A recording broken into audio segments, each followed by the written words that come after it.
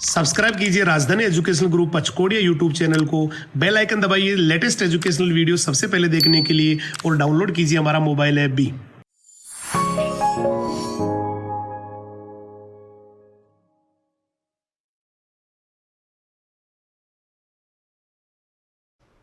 जय हिंद, जय राजधानी। कैसे हैं आप सभी? मैं हेमंत कुमार सिंह आप सभी का बायोलॉजी मेंटर एक बार फिर से हमारे राजधानी परिवार के यूट्यूब चैनल पे आपका हार्दिक स्वागत करता हूं। चलिए स्टार्ट करते हैं आज के लेक्चर को। आज हम पढ़ने वाले हैं कॉर्डेटा फाइलम में जो हमने क्लासेस देखा था। प्रोटोकॉर्डेटा का जो क्लास था वो था सिफेलोकॉर्डेटा। ठीक है, आज इस क्लास के बारे में हम स्टडी करने वाले हैं कि सिफेलोकॉर्डेट्स क्या होते हैं, इसके एग्जाम्पल, इसके जनरल कैरेक्टर्स को हम क्या करेंगे, इन डिटेल स्टडी करेंगे। ठीक है, लेकिन इससे पहले फ्यू सेकेंड्स के लिए हम ये डिस्कस कर लेते हैं कि हमने प्रीवियस लेक्चर में क्या स्टडी किया था। ठीक है, देखिए हमने प्रीवियस लेक्चर में बेसिकली किसके बारे में देखा था।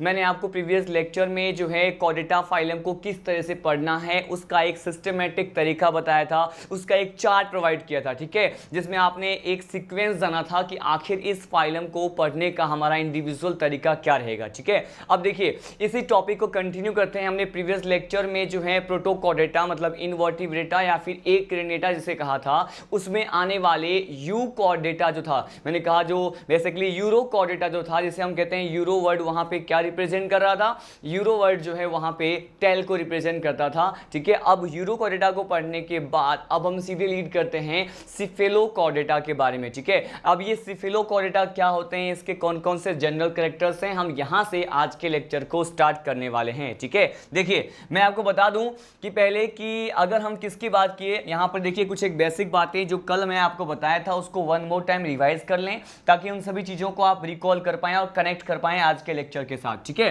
देखिए मैंने आपको कहा था कि अगर हम किसकी बात करें, अगर हम बात करते हैं प्रोटोकॉर्डेटा की, किसकी बात करें, अगर हम बात करें प्रोटोकॉर्डेटा की, तो ये जो प्रोटोकॉर्डेटा होता है इसके लिए क्या कहा जाता है, इसके लिए कहा जाता है कि ये बेसिकली अगर हम प्रोटोकॉर्डेटा की बात करें तो इसमें पाए जाने वाले जो नोटोकॉर्ड होता है वो इंडिविजुअल पृष्ठरज्जु या जो नोटोकॉर्ड है वो इनके शरीर के किस भाग में प्रेजेंट होता है, वो उसके बेसिस पे हम इसको क्या किए थे, डिवाइड किए थे। ठीक है, मैंने आपको कहा था कि यहाँ पर हम इसको प्रोटोकॉर्डेटा को नोटोकॉर्ड के उपस्थिति के आधार पर, ठीक है, कि वो कौन से वाले भाग में प्रेजेंट है, इसको टू कैटेगरी में डिवाइड किया था, टू क्लासेस में डिवाइड किया था। ठीक है, जो फर्स्ट क्लास था वो क्या था, मैंने आपको बताया था फर्स्ट क्लास था यूरोकॉर्डेटा। क्या था, यूरोकॉर्डेटा था। और सेकेंड क्लास जो है ये क्या होता है, ये होता है सिफेलोकॉर्डेटा जो हम आज पढ़ने वाले हैं। ठीक है, ये देखो मैंने कहा ये सेकेंड क्लास हमने पढ़ा था, कौन सा, मैंने कहा सिफेलोकॉर्डेटा के बारे में पढ़ा था। ठीक है, अब देखिए यहां पर बेसिकली अगर हम किसकी बात करें, यहां पे यूरोकॉर्डेटा की बात करें तो मैंने कहा था कि इस तरह के प्रोटोकॉर्डेट्स में पाया जाने वाला जो नोटोकॉर्ड होता है वो केवल कहां प्रेजेंट होता है, मैंने कहा ये केवल इसके टेल वाले रीजन में प्रेजेंट होता है, मतलब पुच्छ वाले भाग में ही क्या होता है, प्रेजेंट होता है। ठीक है, लेकिन अगर हम यहां पे किसकी बात करें, सिफेलोकॉर्डेटा की बात करें, किसकी, सिफेलोकॉर्डेटा की बात करें तो यहां पर देखिए सिफेलो टर्म का मीनिंग मैंने आपको बताया था क्या होता है, हेड होता है। और यहां पर ये जो नोटोकॉर्ड है इसके पुच्छ से लेकर के हेड तक क्या होता है, प्रेजेंट होता है। ठीक है, तो ये बेसिक बातें हमने पहले डिस्कस किया सिफेलोकॉर्डेटा को स्टार्ट करने से पहले। ठीक है, अब देखिए सीधे लीड करते हैं हमारे टॉपिक की तरफ। हमारा टॉपिक क्या है, सिफेलोकॉर्डेटा। अब देखिए यहां पर मैं आपको बता दूं कि नोटोकॉर्ड जो है वो किस पर्टिकुलर पार्ट में प्रेजेंट होता है, इसके बेसिस पे हम इसके जनरल फीचर को डिस्कस करने वाले हैं। देखिए मैंने कहा अगर यहां पे बेसिकली अगर किसकी बात करें, सिफेलो की बात करें, ठीक है, यहां पे सिफेलो टर्म क्या रिप्रेजेंट करता है, मैंने कहा यहां पर सिफेलो टर्म जो है वो हेड को रिप्रेजेंट करता है। ठीक है, तो अब यहां पे कह सकते हैं कि यहां पे इस पर्टिकुलर क्लास में जो नोटोकॉर्ड प्रेजेंट होगा वो कौन से वाले पार्ट में प्रेजेंट होगा, मैंने कहा यहां पर पाया जाने वाला जो नोटोकॉर्ड है पृष्ठरज्जु जो होता है वो कहां पाया जाएगा, मैंने कहा यहां पर पाया जाने वाला नोटोकॉर्ड इसके टेल वाले पार्ट से, मैंने कहा इसके पुच्छ वाले पार्ट से कहां तक पाया जाएगा, मैंने कहा इसके हेड वाले पार्ट तक पाया जाएगा। ये बहुत ज्यादा इंपॉर्टेंट पॉइंट बताया मैंने आपको। मैंने बोला आपको कि अगर हम सिफेलोकॉर्डेटा की बात करें तो इसमें पाया जाने वाला जो यहां पर नोटोकॉर्ड होता है, पृष्ठरज्जु होता है, वो इसके टेल वाले भाग से लेकर के कहां तक पाया जाता है, मैंने कहा हेड तक जो है पूरे लाइफ टाइम तक पाया जाता है, पूरे जीवन पर्यंत तक पाया जाता है। ठीक है, पूरे लाइफ टाइम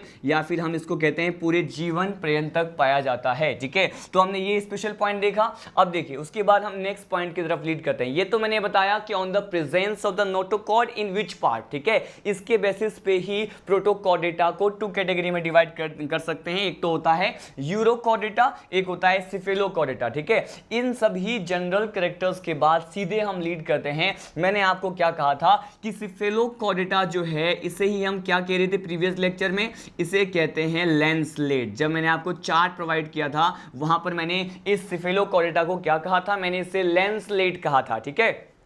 अब हम ये डिस्कस कर लें कि आखिर इसे लैंसलेट क्यों कहा जाता है, क्योंकि यहाँ पर एक बेसिक सा कंसेप्ट है कि यहाँ पे जो भी मेंबर या फिर जो भी सदस्य, जो भी जीव इस सिफेलोकॉर्डेटा क्लास में आते हैं उसमें क्या देखा जाता है, उनमें बेसिकली देखा जाता है कि उनका जो बॉडी है, उनका जो शरीर है वो कैसा होता है। मैंने कहा ये कॉन्वेक्स लेंस की तरह होता है। कैसा होता है, मैंने कहा ये जो है ये कॉन्वेक्स लेंस की तरह होता है। मतलब कॉन्वेक्स लेंस को क्या कहते हैं हिंदी में, इसे कहा जाता है उत्तल लेंस, ठीक है। तो मैंने कहा ये जो है कॉन्वेक्स लेंस की तरह होते हैं, मतलब ये उत्तल लेंस के समान इनका शरीर जो है हमें दिखाई देता है।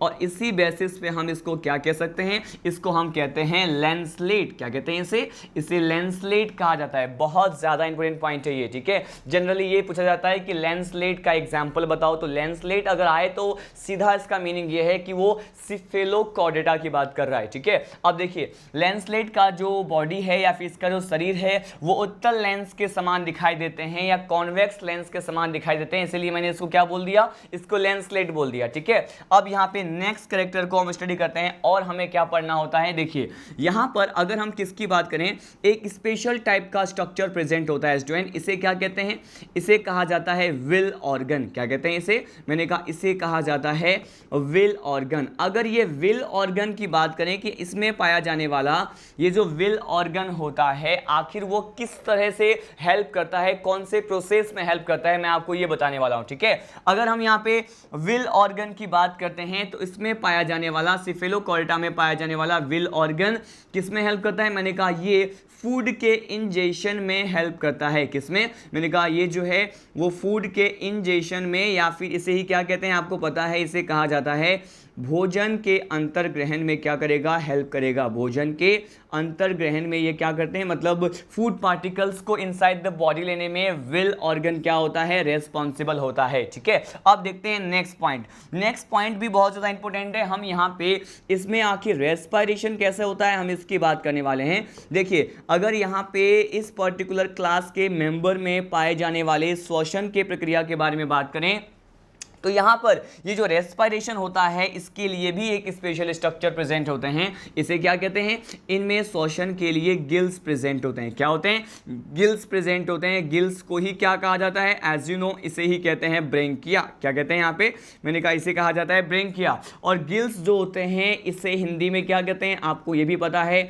मैंने कहा क्लोम कहा जाता है। क्या कहते हैं, क्लोम कहा जाता है, ठीक है। तो यहाँ पर गिल्स और branchia for the purpose of respiration, श्वसन के प्रक्रिया के लिए पाए जाते हैं। वहीं अगर हम विल ऑर्गन की बात करें तो विल ऑर्गन जो है वो किसके लिए रिस्पॉन्सिबल है, भोजन के जो कण होते हैं उसको अंतर्ग्रहित करने के लिए रिस्पॉन्सिबल है, ठीक है। इसी पॉइंट को आगे बढ़ाते हैं हम। यहाँ पे देखिए रेस्पिरेशन के बाद अब बात करने वाले हैं इसमें एक्सक्रीशन के बारे में, मतलब यहाँ पे उत्सर्जन के लिए क्या होता है। देखिए अगर हम यहाँ पे उत्सर्जन किसकी बात करें, अगर यहाँ पे उत्सर्जन जो है वो यूरोकॉर्डेट में बात करें तो मैंने आपको प्रीवियस लेक्चर में ये बताया था स्टूडेंट कि यूरोकॉर्डेटा में जो है ग्रंथिल प्रकार का उत्सर्जन होता है, ग्लैंडुलर एक्सक्रीशन होता है। और बेसिकली वो जो एक्सक्रीशन था वो किस पर्टिकुलर स्ट्रक्चर से हुआ था, मैंने कहा यूरोकॉर्डेटा में जो यहाँ पे एक्सक्रीशन होता है वो न्यूरल ग्लैंड से होता है। किससे होता है, न्यूरल ग्लैंड से होता है। लेकिन यहाँ पे हम बात कर रहे हैं एक्सक्रीशन किसमें, सिफेलोकॉर्डेटा में, ठीक है। अब देखिए सिफेलोकॉर्डेटा में एक्सक्रीशन किससे होता है, यहाँ पर जो स्ट्रक्चर प्रेजेंट होते हैं जिससे यहाँ पे उत्सर्जन होगा इसे कहा जाता है, क्या कहते हैं, इसे कहते हैं प्रोटोनेफ्रिडिया। क्या कहते हैं इसे प्रोटोनेफ्रिडिया कहा जाता है। क्या कहते हैं, प्रोटोनेफ्रिडिया कहते हैं। और आपको ये पता है कि प्रोटोनेफ्रिडिया को हमने कहाँ पे पढ़ा था, इसी प्रकार के जो उत्सर्जी संरचना के बारे में जब मैंने आपको प्लेटी हेलमिंथेस फाइलम बताया था वहां पर भी मैंने डिस्कस किया था, ठीक है। और इसमें जो है इसे क्या कहते हैं, इसे ही कहा जाता है सोलेनोसाइट। क्या कहा जाता है, इसे ही कहा जाता है सोलेनोसाइट। ठीक है, तो यहाँ पे एक्सक्रीशन के लिए क्या प्रेजेंट है, मैंने कहा या तो हम कहेंगे यहाँ पे प्रोटोनेफ्रिडिया प्रेजेंट है या फिर सोलेनोसाइट प्रेजेंट होता है, जिससे यहाँ पर क्या होता है, इस सिफेलोकॉर्डेटा क्लास के जो मेंबर होते हैं उसमें उत्सर्जन देखा जाता है। ठीक है, हम इसी पॉइंट को आगे स्टडी करते हैं, आगे इसको पुश करते हैं। हम अब पढ़ने वाले हैं कुछ और स्पेशल पॉइंट जो यहाँ पे सिफेलोकॉर्डेटा में ही हमें क्या करना है, स्टडी करना है। देखिए, अगर हम यहाँ पे सिफेलोकॉर्डेटा की बात करें तो क्या कहा जाता है, यहाँ पर केवल एकल पखने पाए जाते हैं और यहाँ पे क्या प्रेजेंट होता है, मैंने कहा यहाँ पे सिंगल फिन्स प्रेजेंट होते हैं। फिन्स जो है इसे क्या कहते हैं, मैंने कहा ये सिंगल है तो हम इसको एकल बोल देंगे, और फिन्स को क्या कहा जाता है, इसे कहा जाता है पखने। ठीक है, आप जानते हैं ये फिश में भी प्रेजेंट होते हैं। ठीक है, पखने फिन्स के समान जो है स्ट्रक्चर्स प्रेजेंट होते हैं। ठीक है, तो मैंने कहा सिफेलोकॉर्डेटा में केवल एकल पखने पाए जाते हैं, या फिर इसे क्या कहते हैं, बेसिकली इसे कहते हैं फिन्स कहते हैं। ठीक है, तो यहाँ पे एकल पखने पाए जाते हैं। अगर हम यहाँ पे किसकी बात करें, इसी पर्टिकुलर सिफेलोकॉर्डेटा में हम बात करते हैं यहाँ पे रिप्रोडक्शन की। किसकी बात कर रहे हैं, यहाँ पे मैं आप बात कर रहा हूँ रिप्रोडक्शन की। ठीक है, अगर हम यहाँ पे रिप्रोडक्शन या फिर जनन की बात करें तो यहाँ पे किस तरह से कौन से स्ट्रक्चर प्रेजेंट होते हैं, या फिर ये जनन के आधार पर कौन से जीव होते हैं, किस प्रकार के ऑर्गेनिज्म होते हैं, मैं आपको ये बताने वाला हूं। देखिए, अगर हम यहाँ पे रिप्रोडक्शन की बात करें तो ये कैसे होते हैं, ये यूनिसेक्सुअल होते हैं। कैसे होते हैं ये यूनिसेक्सुअल होते हैं। इसे ही क्या कहा जाता है, आप सभी को पता है, यूनिसेक्सुअल को कहते हैं एकलिंगी। मतलब सिफेलोकॉर्डेटा के जो भी जीव हम पढ़ेंगे वो एकलिंगी प्रकार के होते हैं। एकलिंगी के साथ साथ अब इसमें हम अगर निषेचन की बात करें या फिर फर्टिलाइजेशन की बात करें तो यहां पर किस प्रकार का फर्टिलाइजेशन पाया जाएगा, मैंने कहा यहां पर एक्सटर्नल फर्टिलाइजेशन पाया जाएगा। कौन सा, मैंने कहा यहां पर एक्सटर्नल फर्टिलाइजेशन क्या होता है, प्रेजेंट होता है। ठीक है, ये बहुत ज्यादा इंपॉर्टेंट पॉइंट था जिसके बारे में मैंने डिस्कस किया। अब देखिए, अब सीधे इसके एग्जाम्पल की तरफ बढ़ते हैं। एज यू नो कि सिफेलोकॉर्डेटा को लैंसलेट कहा जाता है, या फिर अगर इसके एग्जाम्पल की बात करें तो यहां पर हम पढ़ते हैं इसी को जो है बेसिकली एम्फिओक्सस कहते हैं। ठीक है, देखिए यहां पर एग्जाम्पल है एम्फिओक्सस। एम्फिओक्सस के साथ साथ एक एग्जाम्पल और हम यहां पे डिस्कस करने वाले हैं।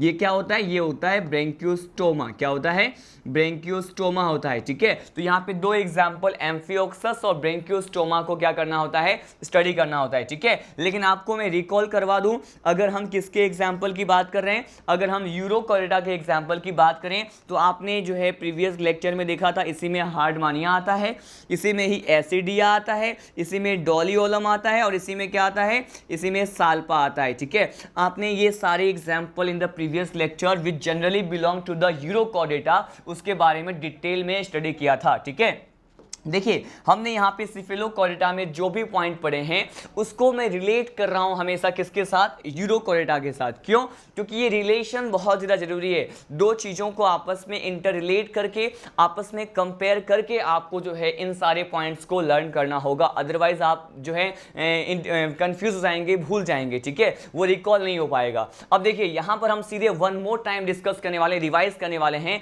कि आखिर हमने इस सिफेलोकॉर्डेटा में क्या पढ़ा। ठीक है, देखिए यहां पर मैंने कहा सिफिलो का मतलब होता है हेड, मतलब इसमें पाया जाने वाला जो नोटोकॉर्ड होता है वो जीवन पर्यंत मतलब पूरे लाइफ टाइम इनके टेल वाले पार्ट से लेकर के हेड वाले पार्ट में क्या होता है, प्रेजेंट होता है। इसमें आने वाले जो भी मेंबर्स होते हैं उनके शरीर का जो शेप होता है, उसका आकार जो होता है, बॉडी का शेप, वो लेंस के समान होता है, उत्तल लेंस या फिर हम कहते हैं कॉन्वेक्स लेंस जैसा होता है, इसीलिए इसे लेंसलेट किया गया था। इसमें मैंने एक और कैरेक्टर डिस्कस किया कि इसमें एकल प्रकार के पखने पाए जाते हैं, सिंगल फिल्स का पाया जाना ये भी जो है कैरेक्टर होता है सिफेलोकॉर्डेटा के आने वाले जो भी मेंबर्स होते हैं उसमें। ठीक है, यहाँ पे जो है भोजन के अंतर्ग्रहण के लिए, फूड के इंजेक्शन के लिए एक स्पेशल टाइप के क्या प्रेजेंट होते हैं, स्ट्रक्चर प्रेजेंट होते हैं। इसे मैंने क्या कह दिया, इसे कहा जाता है विल ऑर्गन। तो विल ऑर्गन का पाया जाना एक्चुअली ये भोजन के अंतर्ग्रहण के उद्देश्य से होता है। ठीक है, अगर यहाँ पे श्वसन की बात करें, रेस्पिरेशन की बात करें तो यहाँ पर हम कहते हैं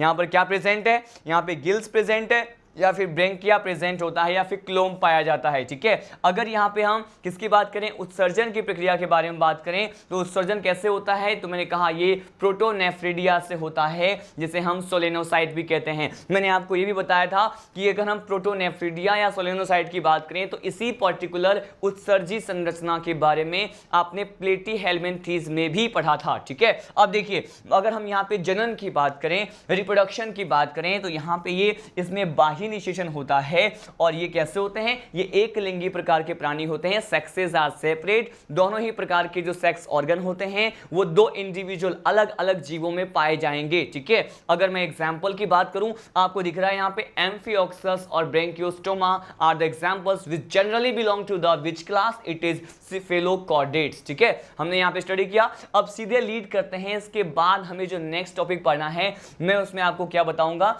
हमने ये सिफेलोकॉर्डेटा तक तो पढ़ लिया, मतलब हमने यहाँ पर सिफेलोकॉर्डेटा को पढ़ने के साथ साथ ये जो प्रोटोकॉर्डेट थे, इनवर्टिब्रेट थे, जो फर्स्ट अपना सब ग्रुप होता है यहाँ पे कॉर्डेटा फाइलम में, उसको क्या कर लिया है, कंप्लीट स्टडी कर लिया है। ठीक है, अब हम नेक्स्ट जो सब ग्रुप है जिसे हम क्या कहेंगे, जिसे हम वर्टिब्रेटा कहेंगे, क्रेनिएटा कहेंगे और यूकॉर्डेटा कहेंगे, तो हम उसे आज स्टडी करने वाले हैं। तो हमारा ये प्रोटोकॉर्डेटा इसी के साथ क्या होता है, फिनिश होता है। अब हम यहाँ पे कॉर्डेटा फाइलम में आने वाले द्वितीय प्रकार के उपसमूह सेकेंड सब ग्रुप के बारे में पढ़ने वाले हैं, जो कि क्या होता है, जो कि कशेरुकी होता है। ठीक है, अब देखिए अगर यहाँ पे हम वर्टिब्रेट की बात करें या फिर कशेरुकी की बात करते हैं तो हमें कौन कौन से पॉइंट जो है हमें यहाँ पे स्टडी करना है, मैं आपको ये डिस्कस कर लूँ। पहले देखिए यहाँ पर वर्टिब्रेट्स को हम किस तरह से स्टडी करेंगे, मैं आपको पहले ये एक्सप्लेन कर देता हूँ। जिस तरह से हमने प्रीवियस जितने भी फाइलम अभी तक स्टडी किए हैं, ठीक है, 1 से लेकर के 11 तक, मतलब हेमिकॉर्डेटा तक जो भी हमने फाइलम स्टडी किया, उसमें जो एक हमारा स्टडी करने का एक प्रॉपर मैनर था, एक मेथड था, वो क्या था, हमने पहले उसका बेसिस ऑफ क्लासिफिकेशन डिस्कस किया था, उसके बाद उसके लाइव प्रोसेस को डिस्कस किया था, मतलब एक तरह से एक पर्टिकुलर फिनोमिना था। उसके बाद हम क्लासिफिकेशन को कि कितने क्लास में डिवाइड करते हैं, उस क्लासेस में एग्जाम्पल स्टडी किया करते थे, उसके जनरल स्टडी किया करते थे। ठीक है, लेकिन यहाँ पर इस वर्टिब्रेटा फाइलम को स्टडी करने के जो तरीका होता है वो क्या होता है, अब मैं आपको इस कशेरुकी प्रकार के जो प्राणी होते हैं उसको स्टडी करने का एक सिंगल सा तरीका होता है कि हमें पहले बेसिस के बारे में, मतलब इसके भी कुछ क्या होते हैं, बेसिक होते हैं, उन सारे पॉइंट जो कि इसके बेसिक में इन्वॉल्व होते हैं उसको हम क्या करेंगे, फर्स्ट ऑफ ऑल स्टडी करेंगे। उसके बाद मैं आपको क्या बताऊंगा, उसके बाद आपको वर्टिब्रेटा के कैरेक्टर्स या फिर उस तरह से इसको कैसे डिवाइड करते हैं टू डिवीजन में, जबरे सहित कशेरुकी क्या होते हैं, जबरे रहित कशेरुकी क्या होते हैं, इसके बारे में बताऊंगा। ठीक है, लेकिन उससे पहले हम यहाँ पे कुछ एक बेसिक बातें पढ़ेंगे और हमारा अब जो टॉपिक है वो क्या है, ये है कशेरुकी मतलब वर्टिब्रेटा है। ठीक है, देखिए हम यहाँ पे पढ़ने वाले हैं वर्टिब्रेटा के बारे में, तो मैं यहाँ पे सिंपली टॉपिक डालता हूँ वर्टिब्रेटा। लेकिन आपको पता है वर्टिब्रेटा में कुछ एक जो सिंपल बातें हैं उसको स्टडी करेंगे और उसके बाद पहले मैं आपको क्या बताऊंगा, पहले जो है इस वर्टिब्रेटा के जो है स्टडी करने का जो तरीका होता है, जो बेसिक पॉइंट होते हैं उसे 1 बाय 1 डिस्कस करेंगे। देखिए अगर हम यहाँ पे वर्टिब्रेटा या वर्टिब्रेट्स की बात करें तो आप जानते हैं इसे ही क्या कहते हैं, इसे ही कहा जाता है कशेरुकी। क्या कहते हैं इसे कशेरुकी कहते हैं। और कशेरुकी क्यों कहते हैं इसे भी हम जान चुके हैं, क्योंकि आपको पता है कि कशेरुकी क्या होता है, ये बेसिकली वो कॉर्डेट जीव होते हैं या कॉर्डेटा के फाइलम के अंतर्गत आने वाले वे जीव होते हैं जिनमें पाया जाने वाला ये जो नोटोकॉर्ड होता है। मैं एक और बार आपको एक्सप्लेन करके रिकॉल करवा दूं, मैं ये बार बार इसलिए बोल रहा हूं ताकि कोई भी जो है मिसकंसेप्शन आपके माइंड में ना रहे। मैंने कहा इसमें पाया जाने वाला जो नोटोकॉर्ड है, पृष्ठ रज्जु जो होता है वो किस में चेंज हो जाता है, मैंने कहा ये जो है एट द टाइम ऑफ भ्रूणीय परिवर्तन या फिर एम्ब्रियोनिक डेवलपमेंट ये चेंज हो जाएगा वर्टिब्रल कॉलम में। किसमें, मैंने कहा ये जो है वर्टिब्रल कॉलम में, मैंने कहा किसमें चेंज होने वाला है, ये वर्टिब्रल कॉलम में चेंज होने वाला है। ठीक है, अब देखिए मैंने ये तो आपको प्रीवियस लेक्चर में भी डिस्कस किया था कि बेसिकली यहाँ पे हम किसकी बात कर रहे हैं, यहाँ पे हम कशेरुक दंड की बात कर रहे हैं। ठीक है, यहाँ पे वर्टिब्रेटा फाइलम को हमें या वर्टिब्रेटा जो ये सब ग्रुप होता है उसे हम डिटेल में पढ़ने वाले हैं। तो मैंने कहा ये कशेरुक जो है बेसिकली कशेरुक दंड कहा जाता है, इसे क्या कहते हैं, वर्टिब्रल कॉलम को क्या कहते हैं, इसे कहा जाता है कशेरुक दंड कहते हैं। ठीक है, तो मैंने आपको क्या बताया, मैंने आपको बताया कि कॉर्डेटा फाइलम में आने वाले वो सभी जीव जिनमें पाया जाने वाला ये जो नोटोकॉर्ड होता है वो किस में चेंज हो जाए, मैंने कहा ये जो है वर्टिब्रल कॉलम में चेंज हो जाता है। कशेरुक दंड में अगर परिवर्तित हो जाता है भ्रूणीय परिवर्तन के समय तो उसे हम क्या कहते हैं, कशेरुकी कहते हैं। ये तो हम प्रीवियस फाइलम में भी क्या कर चुके हैं, डिस्कस कर चुके हैं, प्रीवियस लेक्चर में भी हमने इसे पढ़ लिया है, ठीक है। लेकिन अगर आपको याद हो तो मैंने इसी वर्टिब्रेटा को और क्या कहा था, मैंने इसी वर्टिब्रेटा को कहा था, इसी को हम कह सकते हैं यूकॉर्डेटा। क्या कह सकते हैं, इसी को हम कह सकते हैं यूकॉर्डेटा, ठीक है। अब ये यूकॉर्डेटा तो कह सकते हैं, लेकिन इसके साथ साथ एक और पॉइंट जो मैंने कहा था, किसके बेसिस पे, मैंने यहाँ पे इनमें पाए जाने वाले स्कल के बेसिस पे मैंने आपको बताया था, वो कौन सा पॉइंट था, वो हम स्टडी करने वाले हैं। देखिए यहाँ पर इसमें पाए जाने वाला जो यूकॉर्डेटा होता है, या फिर इसमें पाए जाने वाला जो स्कल्स जो होते हैं, करोटी जो होते हैं, उसकी बात करें तो मैंने कहा इसे कह सकते हैं बेसिकली, अगर यहाँ पे स्कल प्रेजेंट होता है, क्या प्रेजेंट हो, अगर यहाँ पे खोपड़ी अगर प्रेजेंट होता है या फिर स्कल प्रेजेंट होता है तो उसे क्या कहते हैं, इसे कहा जाता है क्रेनिएटा। क्या कहते हैं इसे क्रेनिएटा कहते हैं। और इसके बारे में आपने प्रीवियस लेक्चर में भी देखा था, जहाँ पे ये जो क्रेनिया वर्ड है वो किसको रिप्रेजेंट करता है, मैंने कहा ये स्कल को रिप्रेजेंट करता है। स्कल का मतलब क्या है, मैंने कहा इसे कहा जाता है क्या, इसे कहते हैं खोपड़ी। क्या कहते हैं इसे खोपड़ी कहा जाता है, ठीक है, करोटी कहा जाता है। तो इन सभी पॉइंट को डिस्कस करने के साथ अब हम सीधे डायरेक्टली लीड करने वाले हैं कि अब हमें इस वर्टिब्रेटा को, इस कशेरुकी को, जो कि एक सब ग्रुप भी होता है, सब फाइलम भी इसे सम टाइम कंसीडर करते हैं, उपसंघ भी माना जाता है, और इसे हम स्टडी करने के लिए कुछ एक अब क्या पढ़ने वाले हैं, कुछ एक बेसिक बातें पढ़ने वाले हैं, ठीक है। अब देखिए ये जो यहाँ पे हम बेसिक थिंग पढ़ेंगे ये बहुत ज़्यादा इंपॉर्टेंट है, जिसको आने वाले सभी क्लासेस में हम क्या करेंगे, इसी पर्टिकुलर पॉइंट को यूज़ करेंगे। अब देखिए यहाँ पे इस बेसिक में हमें कौन कौन से टॉपिक डिस्कस करना है। देखिए यहाँ पे फर्स्ट टॉपिक जो हम यहाँ पे इस बेसिक में पढ़ेंगे ये क्या होगा, मैं इस कशेरुकी प्रकार के जीवों में, मतलब बेसिकली अगर हम वर्टिब्रेट्स की बात करते हैं, इसमें पाए जाने वाले हार्ट की बात करेंगे। किसकी बात करेंगे, हम इसमें पाए जाने वाले पहले हृदय की बात करेंगे कि आखिर हृदय किस किस प्रकार का पाया जाता है। फिर मैं आपको बताऊंगा हार्ट के साथ साथ जो नेक्स्ट पर्टिकुलर टॉपिक होगा इसी बेसिक में, वो हम पढ़ेंगे इसमें पाया जाने वाला आरबीसी, ठीक है। तो यहाँ पे आरबीसी के टाइप्स के बारे में आपको बताऊंगा, मतलब रेड ब्लड जो कब सेल्स होते हैं इसके कौन कौन से टाइप्स के बारे में हमें स्टडी करना होता है। जो थर्ड पॉइंट होगा बेसिक का, दैट विल अबाउट फिन्स, ठीक है। यहाँ पे इसमें पाए जाने वाले पखने के बारे में हम स्टडी करेंगे, उसके टाइप्स के बारे में हम क्या करेंगे, स्टडी करेंगे, ठीक है। उसके बाद देखिए फोर्थ पॉइंट क्या होगा, फोर्थ पॉइंट जो होगा ये हम पढ़ेंगे बेसिकली किसके बारे में, फिन्स के बाद हम यहाँ पे स्टडी करेंगे बेसिकली किसके बारे में, मैं आपको बताऊंगा टिथ के बारे में, ठीक है। कि अगर हम यहाँ पे दांत की बात करें, टिथ की बात करें, तो किस प्रकार के टिथ यहाँ पे प्रेजेंट होता है, हम इसकी बात करेंगे। टिथ को स्टडी करने के बाद मैं आपको बताऊंगा स्कल के बारे में, ठीक है। यहाँ पे हम पढ़ेंगे खोपड़ी के बारे में कि आखिर जो है उसमें कौन कौन से कैरेक्टर प्रेजेंट होते हैं। ये सारे पॉइंट जो है वो बेसिक के पॉइंट है, जिसे वन बाय वन क्या करेंगे, डिस्कस करेंगे। उसके बाद ये वर्टिब्रेटा जो है सब ग्रुप को क्या करेंगे, कंटिन्यू करेंगे, ठीक है। अब देखिए लास्ट पॉइंट जो हम पढ़ेंगे वो इसमें पाए जाने वाले वर्टिब्रल कॉलम की बात करेंगे। किसकी, मैंने कहा इसमें पाए जाने वाले वर्टिब्रल कॉलम जो होते हैं, मतलब ये जो कशेरुक दंड होते हैं, हम इसकी बात करेंगे, ठीक है। ये वो सभी बेसिक पॉइंट है जो हमें यहाँ पर पहले डिस्कस करना है, ठीक है। यहाँ पे कशेरुक दंड की बात करेंगे, ठीक है। अब देखिए यहाँ पे कौन कौन से पॉइंट और किस सिस्टमैटिक ऑर्डर में मैंने बात की है। पहले मैं आपको हार्ट के बारे में बताऊंगा, उसके बाद आरबीसी के बारे में बात करेंगे, उसके बाद इसमें पाए जाने वाले अलग अलग प्रकार के पखने मतलब फिन्स की बात करेंगे, फिर इसमें पाए जाने वाले टिथ की बात करेंगे, मतलब दांत के बारे में आपको बताऊंगा, स्कल और खोपड़ी के बारे में बताऊंगा, और साथ साथ लास्ट का पॉइंट क्या होगा, that will about vertebral column या फिर कशेरुक दंड के बारे में हम पढ़ेंगे, ठीक है। अब देखिए यहाँ पे वेरी फर्स्ट जो बेसिक का पॉइंट है वो क्या है, हार्ट है। तो चलिए यहाँ पर हम बेसिकली अब हम स्टडी करने वाले हैं हार्ट के बारे में ही पढ़ने वाले हैं, ठीक है।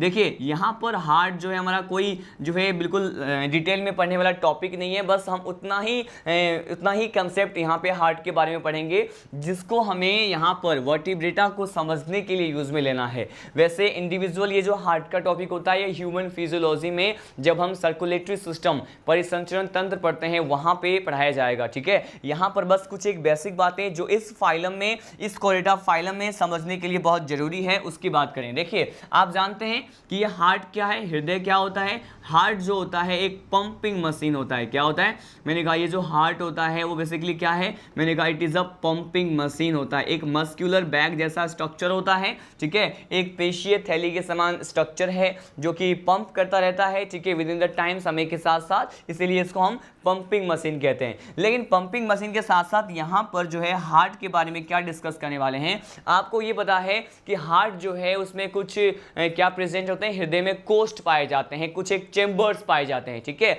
और उनके नंबर्स जो हैं वो निम्न प्रकार के जीवों से उच्च प्रकार के जीवों में अलग अलग होते हैं। सभी में क्या होते हैं, अलग अलग होते हैं। तो यहाँ पे इनके चैम्बर्स के बेसिस पे अलग अलग तरह के हार्ट के बारे में आप बात करेंगे। यहाँ पर देखिए, फर्स्ट ऑफ ऑल यहाँ पे इसके चैम्बर्स के बेसिस पे यहाँ पे फर्स्ट टाइप का जो हार्ट डिस्कस करने वाले हैं, ये क्या होता है, यहाँ पर हम 2 चैम्बर्ड हार्ट की बात करें। किसके बारे में बात करें, यहाँ पर 2 चैम्बर्ड अगर हार्ट की बात करें कि 2 चैम्बर्ड हार्ट जो होता है वो क्या होता है। देखिए, इसे हिंदी में क्या कहते हैं, इसे कहा जाता है द्विकोष्ठीय। क्या कहते हैं, इसे कहा जाता है द्विकोष्ठीय हृदय। क्या कहते हैं इसे द्विकोष्ठीय हृदय कहते हैं। अब देखिए, ये जो बाई चैम्बर्ड हार्ट या फिर 2 चैम्बर्ड हार्ट होता है, इसके बारे में हमें कैसे किस तरह से पॉइंट डिस्कस करना है और ये किस पर्टिकुलर आने वाले वर्ग में पाया जाता है, हम इसको यही डिस्कस करेंगे, ठीक है। अब देखिए, यहाँ पर 2 चैम्बर्ड हार्ट जो है इसमें क्या क्या प्रेजेंट होते हैं, कौन कौन से चैम्बर होते हैं, तो आपको पता चल रहा है यहाँ पे 2 लिखा है मैंने, तो बेसिकली यहाँ पे चैम्बर भी कितने होंगे, 2 चैम्बर होंगे। ये चैम्बर कौन कौन से होते हैं, ये कोष्ठ जो होते हैं वो 2 प्रकार के होते हैं। ये कौन कौन से होते हैं, एक को कहा जाता है क्या, एक को कहते हैं एट्रिया। क्या कहते हैं, इसको कहा जाता है एट्रिया। एट्रिया को ही कहते हैं ऑरिकल। क्या कहते हैं इसी को, मैंने कहा इसी को ऑरिकल कहा जाता है। हिंदी में क्या कहते हैं इसे जो है बेसिकली कहते हैं आलिंद। क्या कहते हैं इसे आलिंद कहते हैं, ठीक है। यहाँ पे फर्स्ट चैम्बर के बारे में देखा जो क्या था, मैंने कहा 2 चैम्बर्ड हार्ट जो है इसमें 2 चैम्बर होते हैं। इसमें जो फर्स्ट चैम्बर मैंने आपको बताया ये क्या है, एट्रिया। एट्रिया को ही ऑरिकल कहते हैं, ठीक है, लेकिन हिंदी में क्या कहते हैं, इसको आलिंद कहा जाता है, ठीक है। अब देखिए, यहाँ पर अगर हम यहाँ पे बात करें नेक्स्ट या दूसरे चैम्बर के बारे में जो यहाँ पे पाया जाएगा, ये क्या होता है, इसे कहा जाता है वेंट्रिकल। क्या कहते हैं इसे वेंट्रिकल कहते हैं। वेंट्रिकल को हिंदी में क्या कहा जाता है, इसे हम कहते हैं निलय। क्या कहते हैं इसे निलय कहा जाता है, ठीक है। यहाँ पे देखिए 2 चैम्बर्ड या द्विकोष्ठीय हृदय के बारे में हमने डिस्कस किया। अगर हम एट्रिया या ऑरिकल मतलब आलिंद की बात करें तो इसकी संख्या इस प्रकार के जीवों में कितनी होती है, 1 होती है, ठीक है। अब देखिए, अगर हम वेंट्रिकल के नंबर की बात करें तो वेंट्रिकल भी कितने होते हैं, यहाँ पे केवल एक मतलब सिंगल ही होते हैं। मतलब यहाँ पे 2 कोष्ठ में जो है इनका हृदय या हार्ट क्या होता है, बटा हुआ होता है, जिसके बारे में हम यहाँ पे स्टडी करने वाले हैं, ठीक है। अगर हम यहाँ पे सीधे एग्जाम्पल की बात करें तो यहाँ पे देखिए, मैंने आपको जब प्रीवियस लेक्चर में एक चार्ट प्रोवाइड किया था तो मैंने आपको कहा था जो गेनेथोस्टोमेटा होते हैं, जबड़े सहित कशेरुकी होते हैं, उसे 2 प्रकार के सुपर क्लास महावर्ग में हम इसको डिवाइड कर सकते हैं। 2 सुपर क्लास कौन कौन से थे, मैंने एक तरफ लिया था मत्स्य महावर्ग के बारे में और एक तरफ मैंने डिस्कस किया था किसके बारे में, टेट्रापोडा के बारे में, ठीक है। जो मत्स्य मतलब पीसीज सुपर क्लास, उसके साथ साथ हमने एम्फीबिया पढ़ा था, रेप्टिलिया, एवीज, मैमल्स, इन सब के बारे में पढ़ा था, ठीक है।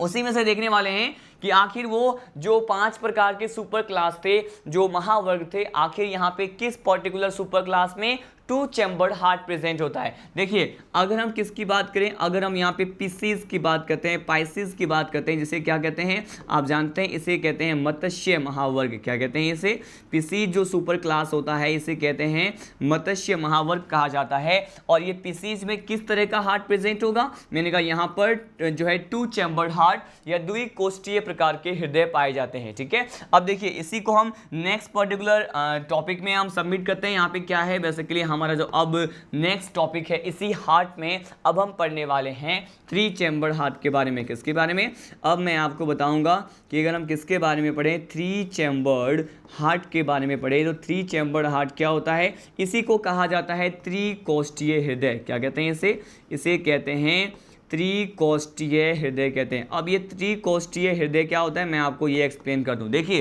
त्रिकोष्ठीय जैसा कि नाम से ही मालूम चल रहा है, यहाँ पे अब चैम्बर कितने होंगे, यहाँ पे अब चैम्बर होंगे कितने, 3 होंगे, ठीक है। आप जानते हैं कि ये जो चैम्बर हैं वो बेसिकली क्या क्या होते हैं, मैंने कहा एक तो होता है एट्रिया जिसे हम आलिंद कहते हैं, ठीक है, और एक क्या होता है, मैंने कहा एक होता है वेंट्रिकल जिसे हम क्या कहते हैं, जिसे हम बेसिकली कहते हैं निलय, ठीक है। अब देखिए, यहाँ पे एट्रिया की बात करें तो एट्रिया कितने होते हैं, यहाँ पे मैंने कहा एट्रिया यहाँ पे 2 होते हैं। कितने होते हैं, एट्रिया 2 होते हैं। लेकिन अगर निलय की संख्या की बात करें तो निलय कितना होता है, मैंने कहा निलय केवल 1 होता है, ठीक है। मतलब ऐसा हार्ट जो है हम 3 चैम्बर्ड हार्ट बोलेंगे जिसमें जिसमें जो है आलिंद कितने होते हैं, आलिंद यहाँ पे 2 होते हैं और नीले कितने होते हैं, मैंने कहा यहाँ पे वेंट्रिकल जो है 1 होता है। तो इस तरह के हार्ट को क्या कहेंगे, उस तरीके के हार्ट को हम 3 चैम्बर्ड हार्ट कहेंगे, त्रिकोष्ठीय हृदय कहेंगे। देखिए इसको एक सिंगल डायग्राम से यहाँ पे अगर एक्सप्लेन करें तो हम कैसे समझ सकते हैं। मैंने कहा यहाँ पर देखिए सपोज मैंने ये जो पर्टिकुलर पार्ट बताया है ये क्या है, मैंने कहा ये जो है इसके एट्रिया मतलब इसके आलिंद को रिप्रेजेंट कर रहा है, ठीक है।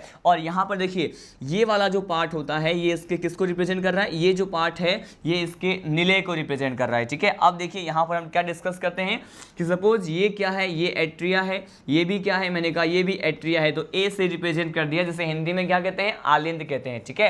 लेकिन यहाँ पे 2 प्रकार के तो आलिंद आपको दिखाई दे रहे हैं, लेकिन यहाँ पर केवल एक सिंगल प्रकार का क्या होता है, निलय होते हैं, ठीक है। आपको ये पता होना चाहिए कि ये जो निलय होता है उसका डायमीटर, उसका जो व्यास होता है वो हमेशा आलिंद से क्या होता है, ज्यादा होता है, ठीक है। यहाँ पे देखिए निलय को मैंने क्या किया है, बड़ा बनाया है, लेकिन आलिंद को छोटे बनाए हैं। संख्या की बात करें तो आलिंद 2 है और निलय कितना है, 1 है, ठीक है। और इस तरह के हार्ट को क्या कहते हैं, इसे हम 3 चैम्बर्ड हार्ट कहते हैं। लेकिन अगर हम यहाँ पे एग्जाम्पल की बात करें कि आखिर वो कौन कौन से एग्जाम्पल हैं, मतलब वो कौन सा सुपर क्लास है जिसमें ये 3 चैम्बर टाइप के हार्ट प्रेजेंट होते हैं, तो यहाँ देखिए जो वेरी फर्स्ट यहाँ पे जो सुपर क्लास जिसमें त्रिकोष्ठीय प्रकार का हृदय पाया जाता है वो कौन सा होता है, मैंने कहा ये होता है एम्फीबिया। क्या होता है, अगर हम यहाँ पे किसकी बात करें, अगर यहाँ पे एम्फीबिया की बात करें, आप जानते हैं एम्फीबिया को क्या कहते हैं, एम्फीबिया को कहते हैं उभयचर। क्या कहते हैं इसको, उभयचर कहते हैं, ठीक है। अब देखिए एम्फीबिया में किस प्रकार का हार्ट होता है,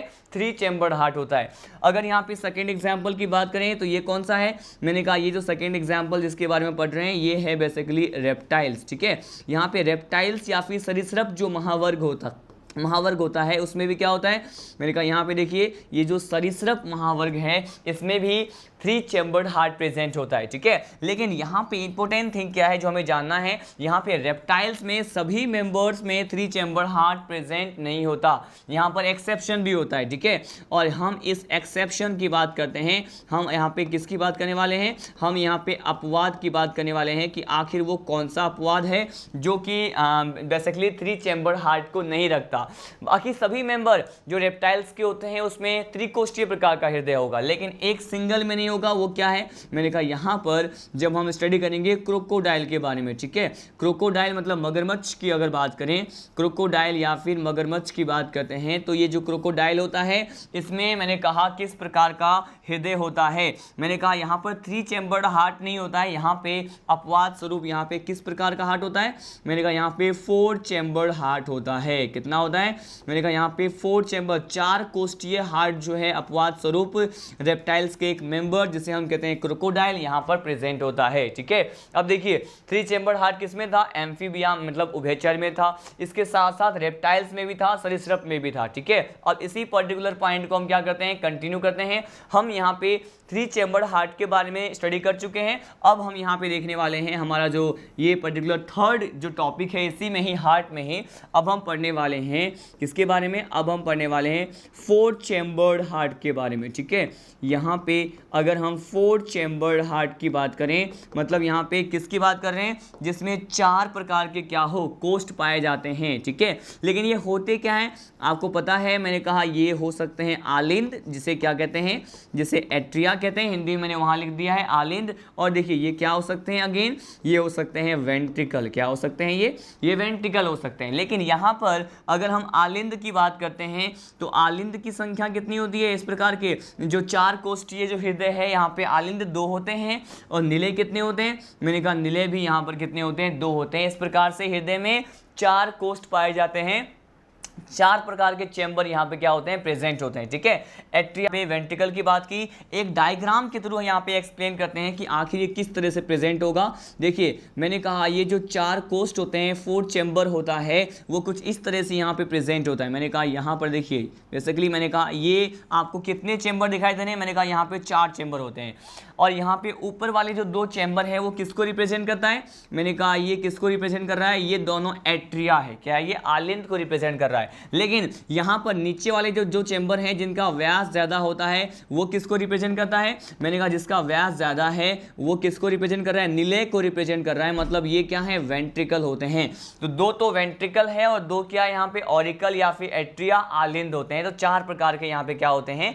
हार्ट में कोष्ठ पाए जाते हैं या फिर चैम्बर पाए जाते हैं। लेकिन यहाँ पर मैं आपको बता दूं एक कंसेप्ट सीखते हैं यहाँ पे। बेसिकली अगर हम कोई सा भी अब डायग्राम बनाएं, ठीक है, तो आप जानते हैं कि डायग्राम बनाते हुए जो हमारा राइट हैंड होता है वो डायग्राम का कौन सा पार्ट होता है? लेफ्ट वाला पार्ट होता है, अपोजिट होता है। किसी भी पर्टिकुलर डायग्राम को अगर आप देखें तो अगर उसमें लेफ्ट और राइट पार्ट के बारे में मेंशन किया होता है कि ये दायां भाग है, ये बायां भाग है, तो बेसिकली वो अपोजिट होता है। मतलब ये देखिए, मैंने कहा लिखते हुए मेरा जो ये राइट हैंड है वो डायग्राम का कौन सा होता है? कौन सा पार्ट हो जाएगा? लेफ्ट पार्ट हो जाएगा। लेकिन ये जो मेरा लेफ्ट हैंड है वो डायग्राम का राइट पार्ट होता है। बस इतना सा कंसेप्ट आपको पता होना चाहिए।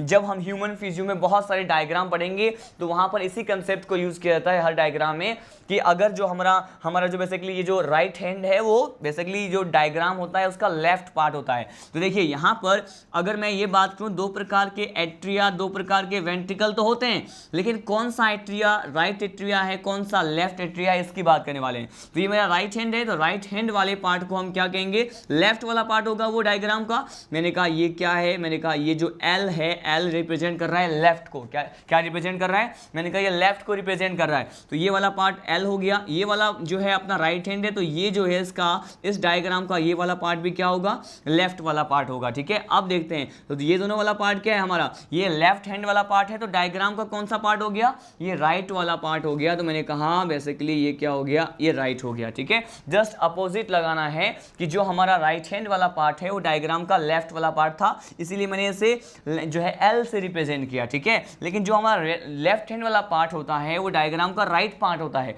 इसीलिए मैंने कहा यहां पर बेसिकली ये क्या है? आर से रिप्रेजेंट कर दिया है। लेकिन यहां पे R A, L A, R V और एल वी क्या रिप्रेजेंट करता है? हम ये भी यहां पे देख लें। देखिए आपको पता है, मैंने कहा ये ए जो है वो आलिंद को रिप्रेजेंट करता है, लेकिन ये कौन सा आलिंद है? ये बायां आलिंद है। मतलब जिसे हम क्या कहेंगे? इसे कहेंगे लेफ्ट एट्रिया। क्या बोलेंगे इसको? इसको कहा जाता है लेफ्ट एट्रिया। अब देखिए ये जो एलवी है इसको क्या कहते हैं? इसको कहा जाता है लेफ्ट वेंट्रिकल, या फिर इसी को बायां निलय कहते हैं। क्या कहते हैं? बायां निलय कहा जाता है। ठीक है, अब देखिए यहाँ पे जो आर ए रिप्रेजेंट किया है वो बेसिकली क्या होता है? मैंने कहा ये चार कोष्ठीय जो हृदय होते हैं जिन जीवों में, आर ए जो है राइट एट्रिया को रिप्रेजेंट करता है। और एट्रिया को क्या कहते हैं आप जानते हैं? इसको कहा जाता है आलिंद। तो यहाँ पर ये जो है राइट एट्रिया को रिप्रेजेंट कर रहा है। मैंने कहा ये दायां आलिंद को रिप्रेजेंट कर रहा है। अब ये आरवी की बात करें तो आरवी क्या होता है? मैंने कहा आरवी जो है इसमें राइट वेंट्रिकल को रिप्रेजेंट करता है। किसको? राइट वेंट्रिकल को। ठीक है, तो ये राइट वेंट्रिकल वाला जो पार्ट हो गया ये कौन सा हो गया? मैंने कहा ये दायां निलय वाला क्या हो गया? भाग हो गया। तो यहाँ पे इस प्रकार से चार अलग अलग प्रकार के कोष्ठ पाए जाते हैं। अब हम ये डिस्कस करें कि ये जो 4 चैम्बर्ड हार्ट होता है ये वर्टिब्रेट में आखिर किस तरह के सुपर क्लास में प्रेजेंट होगा। ठीक है, देखिए यहाँ पे एग्जाम्पल की बात करते हैं। मैंने आपको टेट्रापोडा के बारे में जब प्रीवियस लेक्चर में चार्ट प्रोवाइड किया था तो वहां पर एक सुपर क्लास के बारे में बात किए थे अपन। अगर हम पक्षी महावर्ग की बात करें, जिसे हम बेसिकली क्या कहते हैं? इसे कहते हैं एवीज। क्या कहते हैं इसे?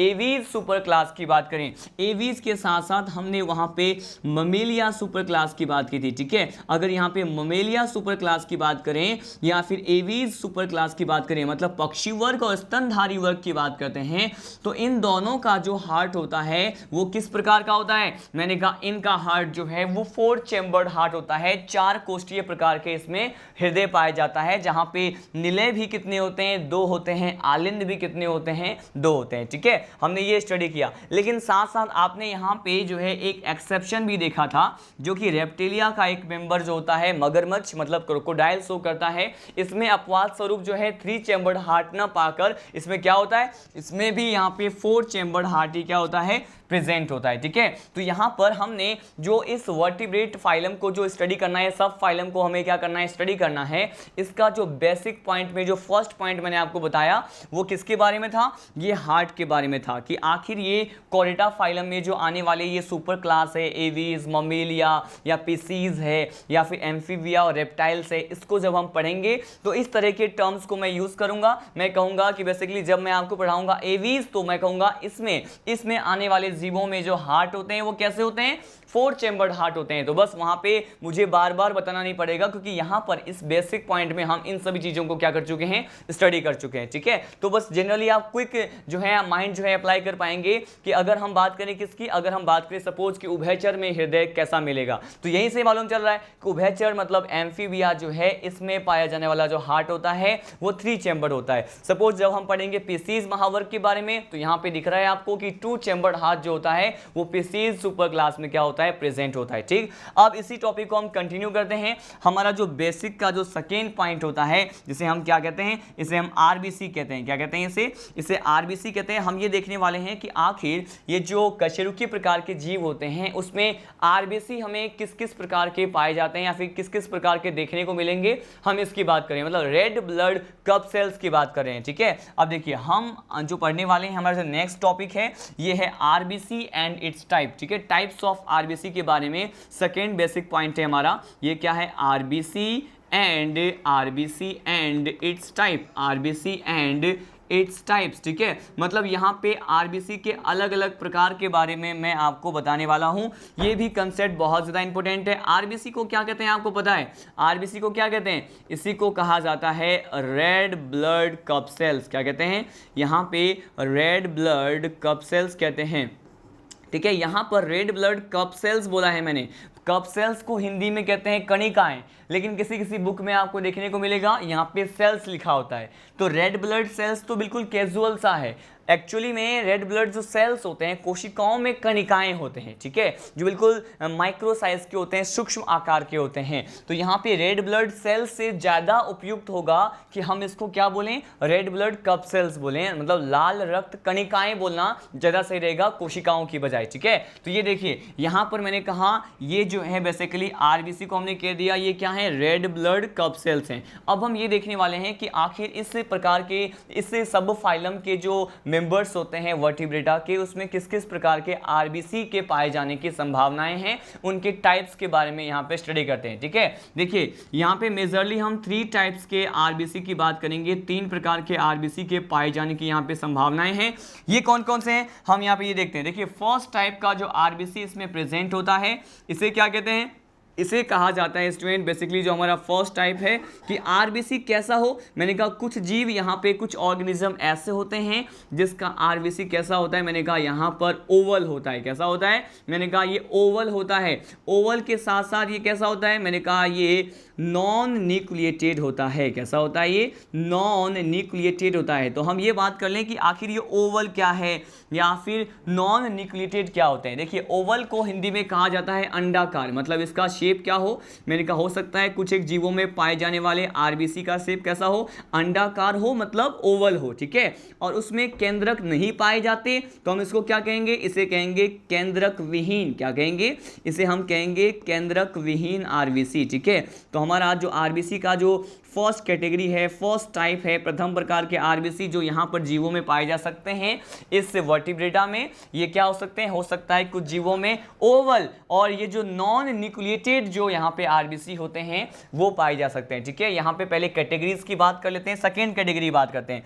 यहाँ पे जो सेकेंड कैटेगरी है आरबीसी का, इसे हम क्या कहेंगे, देखिए हो सकता है कि इसमें आरबीसी ओवल तो हो, मतलब अंडाकार तो हो, लेकिन अगर उसमें केंद्रक पाए जाएंगे तो उसे क्या कहेंगे, उसे कहा जाएगा न्यूक्लिएटेड। क्या बोलेंगे, इसे न्यूक्लिएटेड कहा जाएगा। ठीक है, तो अगर इसमें पाए जाने वाले आरबीसी को हम कह रहे हैं कि अगर ये कैसा हो, अगर ये अंडाकार हो लेकिन यहाँ पर अगर न्यूक्लियस प्रेजेंट होता है तो इस प्रकार के आरबीसी को कहते हैं केंद्रक युक्त आरबीसी। क्या कहते हैं इसको, न्यूक्लिएटेड, या फिर इसी को हिंदी में कह सकते हैं केंद्रक युक्त आरबीसी कहा जाता है। ठीक है, तो हमने ये स्टडी किया, ये हमारा सेकेंड कैटेगरी हो गया। थर्ड कैटेगरी की तरफ लीड करते हैं। थर्ड जो होता है बिल्कुल डिफरेंट टाइप का होता है। मैंने कहा थर्ड प्रकार का आरबीसी जो इस प्रकार के जीवों में मिल सकते हैं, जिसके बारे में हमें पढ़ना है, ये क्या होता है, इसमें पाए जाने वाले आरबीसी हो सकता है उसका शेप कैसा हो, ये डंबल शेप हो। कैसा हो, मैंने कहा ये हो सकता है कि किस तरीके से शेप रखते हो, ये डंबल शेप रखते हैं। डंबल शेप कैसा होता है हम इसकी भी बात करेंगे। इसी को हम कंसीडर कर सकते हैं बाई कॉनकेव। क्या कर सकते हैं, मैंने कहा इसी को हम कह सकते हैं बाई कॉनकेव कह सकते हैं। इसका शेप कैसा हो सकता है, बाई कॉनकेव हो सकता है। लेकिन इसको हिंदी में क्या बोले, इसको कहा जाता है उभयावतल। क्या कहते हैं, मैंने कहा उभयावतल। कॉनकेव लेंस के बारे में आपने सुना होगा, वहां पे क्या कहते हैं उसको, अवतल प्रकार का लेंस कहते हैं। और बाई कॉनकेव कहने का मतलब क्या है कि बेसिकली यहाँ पे जो इसके दोनों सरफेस होंगे दोनों ही अवतल प्रकार होते हैं। तो हम देखेंगे बाई कॉनकेव कैसा होता है। इसका जब मैं आपको डायग्राम प्रोवाइड करूंगा तो आप उसे समझ पाएंगे। मैंने कहा हो सकता है कि इसमें पाए जाने वाले आरबीसी डंबल शेप हो या फिर कैसा हो, बाई कॉनकेव हो। इसे क्या कहते हैं, इसे कहा जाता है उभयावतल। क्या कहते हैं इसे उभयावतल कहते हैं। ठीक है, और बाई कॉनकेव के साथ साथ ये किस प्रकार के हो, अगर यहाँ पे केंद्रक के पाए जाने की बात करें, मतलब इसके न्यूक्लियस के प्रेजेंस और अब्सेंस की बात करें, तो ये यहाँ पे ले रहे हैं थर्ड कैटेगरी में नॉन न्यूक्लिएटेड। क्या ले रहे हैं, यहाँ पे हम ले रहे हैं नॉन न्यूक्लिएटेड। और इसको क्या कहा जाता है, मैंने अभी मेंशन किया है, इसी नॉन न्यूक्लिएटेड को कहा जाता है केंद्रक विहीन। ठीक है, यहाँ पे 3 कैटेगरी जो मैंने डिस्कस किए हैं ये कौन कौन से हैं कि इसमें पाए जाने वाले जो भी जीव हैं, हो सकता है उसमें पाए जाने वाला आरबीसी ओवल हो और नॉन न्यूक्लिएटेड हो, मतलब यहाँ पे अंडाकार और केंद्रक विहीन हो सकते हैं। सेकेंड कैटेगरी है अंडाकार और केंद्रक युक्त आरबीसी किन जीवों में पाए जाएंगे, हम ये देखेंगे। और जो नेक्स्ट लास्ट कैटेगरी है, थर्ड कैटेगरी, ये क्या है कि आखिर वो कौन से जीव हैं जिसमें यहाँ पे डंबल शेप या फिर बाई कॉनकेव उभयावतल प्रकार के क्या होते हैं,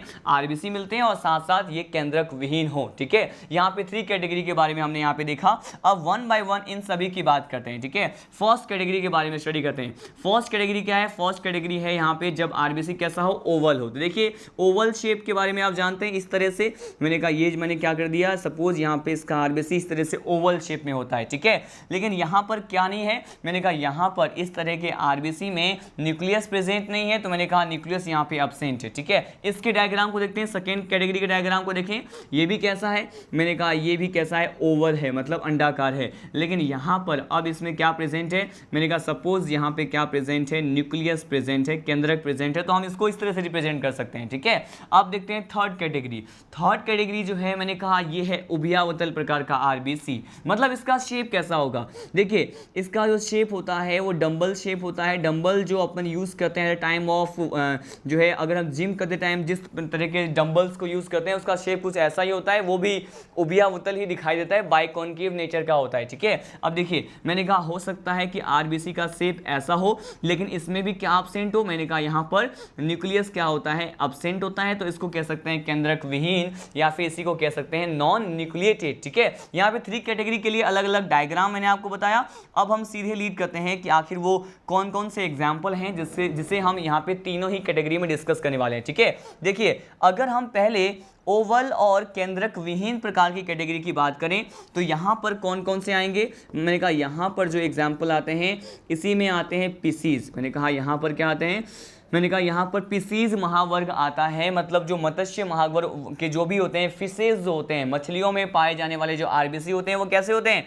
मैंने कहा ये अंडाकार और केंद्रक विहीन होते हैं। ठीक है, अब देखिए सेकेंड कैटेगरी जो है हमारा है एम्फीबिया। क्या है, मैंने कहा अगर हम किसकी बात करें, एम्फीबियंस की बात करते हैं। एम्फीबियंस को आप जानते हैं क्या कहते हैं, इसे उभयचर कहते हैं। ठीक है, थर्ड एग्जाम्पल इसी में हम यहाँ पे क्या स्टडी करते हैं, अगर हम रेप्टाइल्स की बात करें। ठीक है, पाया जाने वाला जो आरबीसी होगा वो भी कैसा होगा, ओवल होगा और केंद्रक विहीन होगा। ठीक है, अब देखिए अगर यहाँ पे एग्जाम्पल में फोर्थ एग्जाम्पल की बात करें जिसे हम क्या कहते हैं, इसे बेसिकली हम कहते हैं एवीज। क्या है, एवीज है, मतलब पक्षी महावर्ग भी इसी कैटेगरी में आते हैं। तो यहाँ पे जब मैं आपको पिसीज, एम्फीबियन, रेप्टाइल्स और एवीज के बारे में बताऊंगा तो उसमें जनरली बस एक सिंपल सा पॉइंट होगा कि इसमें पाए जाने वाले आरबीसी कैसे होते हैं, ओवल होते हैं और केंद्रक विहीन होते हैं, जिसे हम यहाँ पे बेसिक में स्टडी कर रहे हैं। ठीक है, अब देखिए सेकेंड कैटेगरी में एग्जाम्पल की बात करते हैं, लेकिन उससे पहले यहाँ पे हम ये देख रहे हैं कि डंबल शेप या उभयावतल किस प्रकार के जीवों में देखने को मिलता है। अगर हम यहाँ पे स्तनधारी वर्ग की बात करें, मतलब मतलब हम यहाँ पे मेमल्स की बात करें या फिर ममेलियन जो होता है महावर्ग उसकी बात कर रहे हैं, तो यहाँ पे स्तनधारी महावर्ग में पाए जाने वाला जो आरबीसी होता है वो कैसा होता है, मैंने कहा यहाँ पर ये बाय कॉन्केव होता है या फिर डम्बल शेप होता है, ठीक है। लेकिन एक्सेप्शन है यहाँ पर भी हम किसकी बात कर रहे हैं, यहाँ पर हम एक्सेप्शन की बात कर रहे हैं, अपवाद की बात करें। अपवाद कौन सा है यहाँ पे, जो अपवाद यहाँ पे स्तनधारी में पाया जाता है जिसमें किस प्रकार का आरबीसी नहीं मिलेगा, मैंने कहा सभी प्रकार के स्तनधारियों में मुख्य रूप से उभयावतल मिलता है, लेकिन यहाँ पे दो स्पीसीज की बात करते हैं जो कि यहाँ पे अपवाद दर्शाते हैं। ये कौन कौन से हैं, मैंने कहा ये बेसिकली हो सकते हैं क्या, एक तो है केमल, क्या है, मैंने कहा अगर केमल की बात करें और केमल के साथ साथ मतलब ऊंट की बात करें, और एक स्पीसीज होता है इसे हम कहते हैं लामा, क्या कहते हैं इसे लामा कहते हैं। तो अगर हम केमल और लामा की बात करें तो उसमें पाया जाने वाला जो आरबीसी होता है वो कैसा होता है, मैंने कहा ये डंबल शेप नहीं होता, ये क्या है, एक्सेप्शन शो करता है। तो इसमें पाया जाने वाला आरबीसी होगा कैसा, तो देखिए मैंने कहा ये अगर हम किसकी बात करें, केमल की बात करें या फिर किसकी बात करें, अगर हम यहाँ पे लामा की बात करें तो ये केमल और लामा मतलब ऊंट और लामा जो स्पीसीज होते हैं स्तनधारी के, अपवाद स्वरूप उसमें पाया जाने वाला जो आरबीसी होता है वो डंबल शेप ना हो करके कैसा होता है, मैंने कहा ये ओवल होता है और केंद्रक युक्त प्रकार का आरबीसी यहाँ पे प्रेजेंट होता है, ठीक है। अब देखिए मैंने ये जो पॉइंट आपको बेसिक में डिस्कस किया है ये बहुत ज़्यादा इंपॉर्टेंट है, आगे आने वाले जो भी क्लासेस हम पढ़ेंगे उसमें हम इन सारे कंसेप्ट को क्या करेंगे, यूज करेंगे, ठीक है। मैंने आपको 3 कैटेगरी बताए हैं आरबीसी की टाइप्स के बारे में, ठीक। अब देखिए इसके बाद मैंने कहा आरबीसी और इसके टाइप्स के बाद जो हमें नेक्स्ट पॉइंट बेसिक में ही स्टडी करना है वो क्या होता है, अब हम पढ़ने वाले हैं फिन्स के बारे में, ठीक है, कि इसमें पाए जाने वाले जो पखने होते हैं मतलब फिन्स जो होंगे इस प्रकार के कशेरुकी प्राणी में, तो हम उसकी बात कर रहे हैं कि आखिर ये पखने जो हैं फिन्स जो होते हैं वो किस प्रकार के हो सकते हैं, कितने कैटेगरीज में डिवाइड कर सकते हैं, तो इसके बारे में हम स्टडी करने वाले हैं। हमारा बेसिक का जो नेक्स्ट पॉइंट है ये क्या है, हमारा थर्ड पॉइंट है, ये बेसिकली हम पढ़ने वाले हैं थर्ड पॉइंट फिन्स के बारे में, ठीक है। देखिए हमारा टॉपिक क्या है, फिन्स है, फिन्स को हम हिंदी में क्या कहते हैं, फिन्स को कहते हैं पखने, ठीक है। अब देखिए फिन्स के टाइप्स की बात करते हैं और ये किस प्रकार के जीवों में हमें डिफरेंट टाइप्स के देखने को मिलते हैं, इसका शेप कैसा होता है इसकी हम बात करने वाले हैं। फर्स्ट ऑफ ऑल यहाँ पे इसके क्लासिफिकेशन की बात करते हैं कि आखिर फिन्स के बेसिस पे आखिर ये किस किस प्रकार के फिन्स जो हैं उसके पाए जाने की संभावनाएं होती हैं। देखिए हो सकता है मैंने कहा यहाँ पर फिन्स जो हैं इसके नंबर के बेसिस पे, on the basis of number मतलब संख्या के आधार पर मैंने इसको 2 कैटेगरी में पहले डिवाइड कर दिया। कितने कैटेगरी में, मैंने कहा ये फिन्स जो होते हैं पखने जो होते हैं इसके नंबर्स के बेसिस पे मतलब इनके संख्या के आधार पर मैंने इसे 2 कैटेगरी में पहले डिवाइड किया। ये कौन कौन से हैं, देखिए जो फर्स्ट टाइप होता है ये क्या होता है, मैंने कहा ये होता है अनपेयर्ड फिन्स, क्या कहते हैं इसे कहा जाता है अनपेयर्ड फिन्स कहते हैं। अनपेयर्ड फिन्स को क्या बोला, मैंने कहा अनपेयर्ड फिन्स को कहते हैं अयुग्मित, क्या कहते हैं इसे कहते हैं अयुग्मित प्रकार के पखने।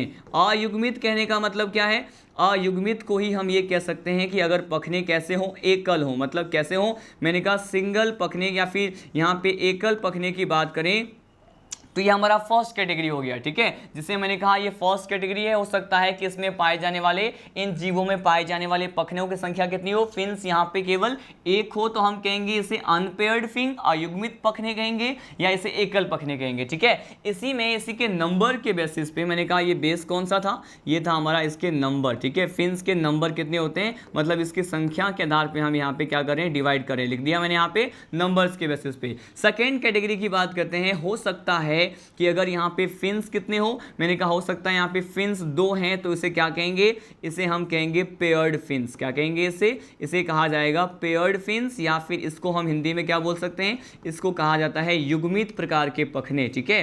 तो ये जो है ये सारे पॉइंट वहाँ पे जब हम सुपर क्लास अलग अलग पढ़ेंगे तो वहाँ पे ये सारे पॉइंट आएंगे, किसी में अयुग्मित प्रकार के पखने होंगे, किसी में युग्मित प्रकार के पखने होते हैं, इसीलिए इन सभी पॉइंट को हम यहीं पे स्टडी करने वाले हैं। अब देखिए वेरी फर्स्ट जो कैटेगरी है वो क्या है, अयुग्मित प्रकार के पखने के बारे में हम क्या करने वाले हैं, स्टडी करने वाले हैं। देखिए ये जो एकल प्रकार के या फिर जो अनपेयर्ड फिन्स होते हैं इसे भी हम यहाँ पे 3 कैटेगरी में डिवाइड करते हैं। कितने कैटेगरी में, मैंने कहा यहाँ पर इसको भी 3 कैटेगरी में डिवाइड कर सकते हैं। और ये कौन कौन से होते हैं मैं इसकी बात करने वाला हूँ। देखिए, हो सकता है कि ये जो अनपेयर्ड फिन्स हो वो कैसे हो, मैंने कहा ये जो है डॉर्सल फिन हो सकते हैं। कैसे हो सकते हैं, मैंने कहा अगर ये इसके किस भाग पर प्रेजेंट हो, अगर ये पृष्ठ भाग पर प्रेजेंट होता है तो उसे इस तरह के पखने को हम क्या कहते हैं, इस तरह के फिन्स को कहते हैं डॉर्सल फिन। क्या कहते हैं, डॉर्सल फिन कहते हैं। इसी में ही नेक्स्ट कैटेगरी जो सेकेंड कैटेगरी है कि अगर ये फिन्स जो हैं एकल प्रकार के तो हों लेकिन कहां पे पाए जाते हो, मैंने कहा ये बेसिकली अगर इसके अधर सरफेस पे मिलता है, मतलब इसके वेंट्रल सरफेस पे मिले, कहाँ मिले, मैंने कहा वेंट्रल या फिर इसके अधर भाग पर मिले, तो मैंने कहा यहाँ पर सेकेंड कैटेगरी हो गया। वेंट्रल सरफेस पे मिलने वाले जो फिन्स होते हैं इसे क्या कहते हैं, वेंट्रल फिन्स कहते हैं या फिर अधर पखनी कहते हैं। ठीक है, ये अयुग्मित प्रकार के पखनों को ही मैं फर्दर 3 कैटेगरी में क्लासिफाई कर रहा हूँ। ठीक है, अब देखिए यहाँ पर हम नेक्स्ट पढ़ते हैं। नेक्स्ट जो है हमारा कैटेगरी जो है जिसे हमें पढ़ना है, हमने यहाँ पे डॉर्सल के बारे में देखा, हमने यहाँ पे वेंट्रल के बारे में देखा। लास्ट जो होता है इसे कहते हैं कॉडल फिन्स। क्या कहते हैं इसे कॉडल फिन्स कहते हैं। कॉडल जो है इसका मीनिंग क्या होता है, इसका मीनिंग होता है पुच्छीय प्रकार के जो ये टेल वाला जो फिन होता है, टेल वाले रीजन में जो प्रेजेंट होते हैं फिशेज में, हम इसकी बात कर रहे हैं। मैंने कहा ये कॉडल फिन्स को ही समटाइम क्या कहते हैं, इसी को टेल फिन्स कहते हैं। ठीक है, और इसको हिंदी में क्या कहते हैं, इसे कहते हैं पुच्छीय प्रकार के, इसे हम कहते हैं पुच्छीय प्रकार के पखने कहते हैं या फिर फिन्स कहा जाता है। ठीक है, तो यहाँ पर हमने ये देखा। तो यहाँ पे मैंने बताया कि जो अनपेयर्ड प्रकार के फिन्स, जिसमें अगर ये सिंगल प्रेजेंट होते हैं, ये भी 3 प्रकार के होते हैं, डॉर्सल, वेंट्रल और कॉडल। ठीक है, अब हम यहाँ पे सेकेंड कैटेगरी की बात करते हैं। देखिए, अगर यहाँ पे पेयर्ड फिन्स की बात करें तो पेयर्ड फिन्स भी यहाँ पे 2 प्रकार के होते हैं, 2 टाइप्स के होते हैं। कौन कौन से, मैंने कहा जो फर्स्ट टाइप होता है इसे कहा जाता है पेक्टोरल फिन्स। क्या कहते हैं, अभी एक सिंगल डायग्राम देखेंगे फिश का और उस डायग्राम में आप समझ पाएंगे कि आखिर ये पेक्टोरल फिन्स कैसे होते हैं, पेल्विक फिन्स कैसे होते हैं। ठीक है, तो ये पेयर्ड फिन्स को भी मैंने 2 कैटेगरी में डिवाइड कर दिया। एक क्या है, एक तो है पेक्टोरल फिन्स। ठीक है, और जो दूसरा होता है इसे क्या कहते हैं, इसे कहते हैं पेल्विक फिन्स। ठीक है, यहाँ पे देख रहे हैं 2 प्रकार के फिन्स और पढ़ रहे हैं, एक को बोला यहाँ पे पेक्टोरल फिन्स और एक को बोला यहाँ पे पेल्विक फिन्स। ठीक है, अब देखिए यहाँ पर सबसे ज़्यादा जो इंपॉर्टेंट फिन्स होता है ये होता है यहाँ पे कॉडल फिन्स की बात करते हैं। ठीक है, कॉडल फिन्स ही क्यों यहाँ पे इंपॉर्टेंट मैं बोल रहा हूँ, क्योंकि जब भी हम यहाँ पे फिश की बात करें या फिर यहाँ पे हम मछलियों की बात करते हैं, मत्स्य महावर्ग या फिर फिशीज सुपर क्लास की बात करते हैं, तो उसमें आने वाले जो भी मेंबर्स होते हैं ये उपास्थीमीन होंगे या फिर अस्थिमीन होंगे, मतलब ये कार्टिलेजिनस फिश होंगे या फिर बॉनी फिश होंगे। इसका निर्धारण, इसको डिटरमाइन कैसे करें, तो इसका जो निर्धारण होता है उनमें पाए जाने वाले जो कॉडल फिन होते हैं, पुच्छीय प्रकार के पखने होते हैं, टेल फिन्स होते हैं, उसके आधार पर ही किया जाता है। ठीक है, कैसे हम यहाँ पर अभी देखने वाले हैं। मैंने कहा ये जो टेल फिन्स होता है इसी के आधार पर हम मछलियों को क्या कर सकते हैं, पहचान सकते हैं, आइडेंटिफाई कर सकते हैं कि वो कार्टिलेजिनस फिन है या मतलब उपास्थि मीन है या फिर ये क्या है, अस्थि मीन है, मतलब बॉनी फिश है। किस प्रकार से पहचानते हैं, मैंने कहा ये देखिए ये जो कॉडल फिन्स होते हैं इसको भी हम 2 कैटेगरी में डिवाइड कर सकते हैं। कैटेगरी में मैंने कहा इसको भी हम 2 कैटेगरी में डिवाइड कर सकते हैं। कैसे और कौन से कैटेगरी होते हैं हम इसकी बात करें। देखिए यहाँ पर हो सकता है कि ये जो कॉडल फिन है, टेल फिन हो, वो कैसे हो, ये सम्मित प्रकार के हों। कैसे हों, ये सम्मित प्रकार के हों। सम्मित को क्या कहते हैं, ये सिमेट्रिकल टाइप के होते हैं। कैसे होते हैं ये जो पखने होते हैं इनके कॉडल फिन जो होते हैं वो सिमेट्रिकल भी हो सकते हैं। सिमेट्रिकल के साथ साथ ये भी चांसेस हैं, ये कैसे हो सकते हैं, ये असममित प्रकार के हो सकते हैं। कैसे, मैंने कहा ये असममित प्रकार के हों तो इसे क्या कहेंगे, इसे कहेंगे एसिमेट्रिकल। क्या कहेंगे इसे कहेंगे एसिमेट्रिकल फिन कहेंगे। क्या बोलेंगे इसको, इसे एसिमेट्रिकल फिन कहते हैं। ठीक है,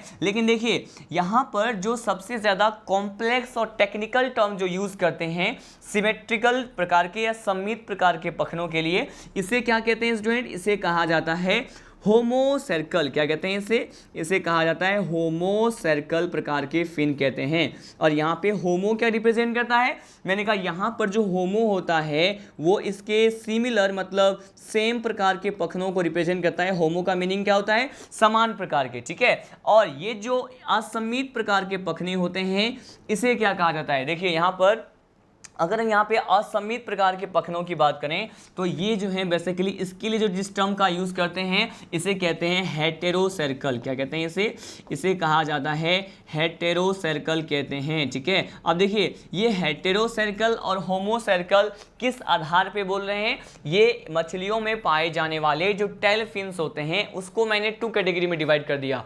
सम्मित हैं मतलब एक जैसे फिन्स होते हैं। ठीक है, कॉर्डल फिन्स की बात कर रहा हूं। अगर कॉर्डल फिन्स कैसे हो, मैंने कहा एक जैसे हो, सिमिलर हो, समान प्रकार के आकार अगर होते हैं तो बेसिकली वो सम्मित प्रकार के होते हैं, जैसे हम होमोसेक्सुअल प्रकार के कॉर्डल फिन कहते हैं। ठीक है, अगर ये दोनों ही जो ये कॉर्डल फिन्स जो होते हैं वो बेसिकली कैसे होते हैं, मैंने कहा ये अलग अलग शेप के होते हैं, तो उसे क्या कहेंगे, असम्मित कहेंगे या हेटेरोसर्कल कहेंगे। एक डायग्राम के थ्रू इसे समझने की कोशिश करते हैं। यहाँ पे एक हम फिश का डायग्राम देखते हैं और वहां पे अलग अलग प्रकार के पखनों के साथ साथ इनमें जो कॉर्डल फिन्स किस प्रकार से ये सिमेट्रिकल और एसिमेट्रिकल होते हैं हम इसकी बात करते हैं। ठीक है, फर्स्ट ऑफ ऑल अगर यहाँ पे एक हम क्या करें, बेसिकली अगर यहाँ पे हम मछली बनाएं तो बेसिकली यहाँ पे देखते हैं कि मछली जो है वो बेसिकली इसमें किस प्रकार के फिन्स जो हैं उसकी पाए जाने की संभावना है। सपोज यहाँ पर मैं क्या बना रहा हूँ, यहाँ पर बेसिकली हम यहाँ पे क्या बना रहे हैं, सपोज यहाँ पे कोई भी हमने क्या कर लिया, एक फ़िश को जो है ड्रॉ कर लिया। ठीक है,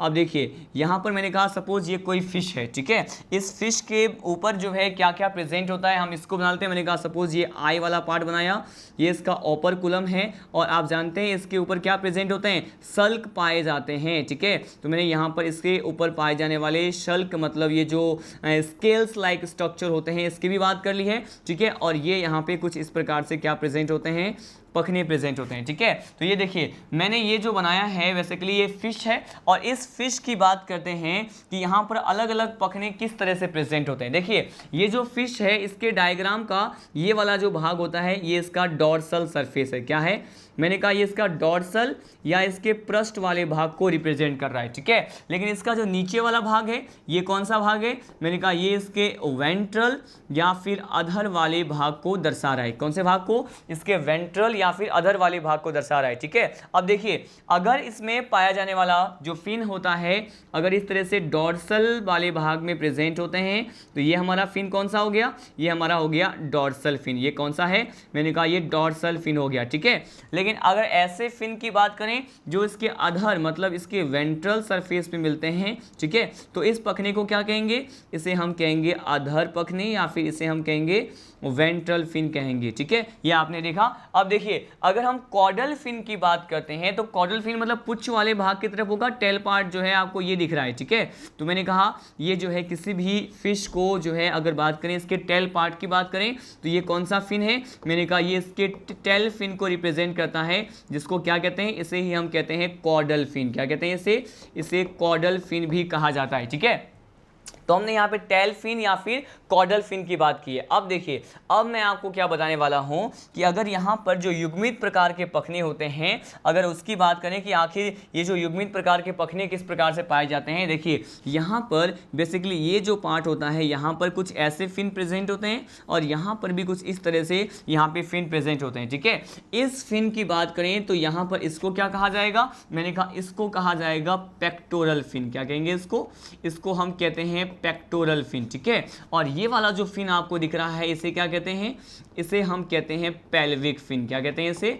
मैंने कहा इसे कह दिया मैंने पेल्विक फिन। लेकिन हमने एक एटिपिकल स्ट्रक्चर मतलब एक सिंगल कोई भी हमने फिश ले लिया और उसका डायग्राम यहाँ पे रिप्रेजेंट किया, इसमें पाए जाने वाले जो डॉर्सल और वेंट्रल सरफेस पे अलग अलग प्रकार के युग्मित और अयुग्मित प्रकार के फिन्स होते हैं उसको मैंने यहाँ पे रिप्रेजेंट कर दिया। ठीक है, मैंने कहा इसके डॉर्सल सरफेस पे जो यहाँ पे फिन प्रेजेंट है ये डॉर्सल फिन है, इसके वेंट्रल सरफेस पे जो फिन प्रेजेंट होता है मैंने कहा ये वेंट्रल फिन हो गया। नेक्स्ट मैंने बताया आपको पेक्टोरल फिन के बारे में, फिर हमने देखा पेल्विक फिन, और ये जो कॉर्डल फिन है इसको हमें यहाँ पर डिटेल से देखना है कि आखिर इसमें कॉर्डल फिन में जो है हम सिमेट्रिकल किसको बोले और एसिमेट्रिकल किसको बोले। ये डायग्राम तो बस यहाँ पे सभी प्रकार के फिन्स को रिप्रेजेंट कर रहा है। ठीक है, लेकिन देखिए ये जो कॉर्डल फिन वाला जो पार्ट होता है स्टूडेंट, बेसिकली हम इसकी बात कर रहे हैं, इसी कॉर्डल फिन वाले पार्ट की बात कर रहे हैं। तो देखिए मैं यहाँ पर सम्मित प्रकार के फिन्स में क्या कह रहा हूँ कि यहाँ पे सपोज कि ये जो कॉर्डल फिन है यहाँ पर मैं केवल इस फिश का कॉर्डल फिन ही बना रहा हूँ, पुच्छीय प्रकार के जो पखने होते हैं केवल उसको बना रहा हूँ। देखिए मैंने दोनों फिन्स को देखते हैं, जैसे हम यहाँ पे क्या करें, कॉर्डल फिन्स कहते हैं, तो इसका जो आकार है, दोनों फिन का आकार क्या है, बिल्कुल एक जैसा है, ठीक है, सिमिलर होता है। तो ये कैसे हो गए, मैंने कहा ये जो हैं बेसिकली ये कैसे हैं, सिमिलर हैं, एक समान हैं। ये दोनों जो कॉर्डल फिन है वो बिल्कुल आकार में क्या है, एक समान दिखाई दे रहे हैं, सिमेट्रिकल होते हैं। इसीलिए इस तरह के जो फिन्स होते हैं जो कि एक समान सममिति को दिखाते हैं, दर्शाते हैं, इसे कहते हैं होमोसर्कल, ठीक है, या सिमेट्रिकल फिन कहते हैं, ठीक है। लेकिन यहाँ पर एक ऐसे फिन की बात करूं, देखिए यहाँ पर हम एक ऐसे फिन की बात करते हैं जो कि एसिमेट्रिकल होता है।